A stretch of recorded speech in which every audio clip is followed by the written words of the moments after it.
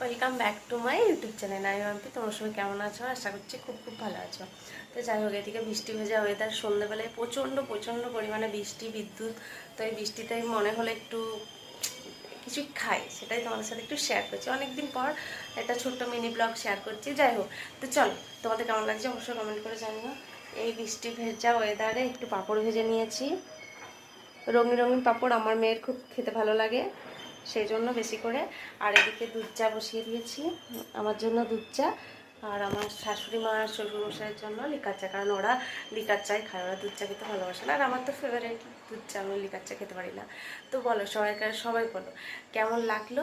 আর এই বৃষ্টি ভেজা ওয়েদারে সবার কী কী খেতে ভালো লাগে? আমার তো ভালো লাগে একটু মুচমুচে পকোড়া হবে, সাথে চপ বা এমনি পাঁপড় টাপড় হবে। তো তার জন্য আজকে ভাবলাম যে আর পকোড়াটা বানাবো না, সকালবেলায় খাওয়া হচ্ছে। তো সেই কারণে এখন আমি একটু পাঁপড় ভেজে নিয়েছি, আমার মেয়েও খুশি। তো ঠিক আছে, চলো এখন রাখি, আর কমেন্টে জানিয়ে সবাই কেমন লাগে।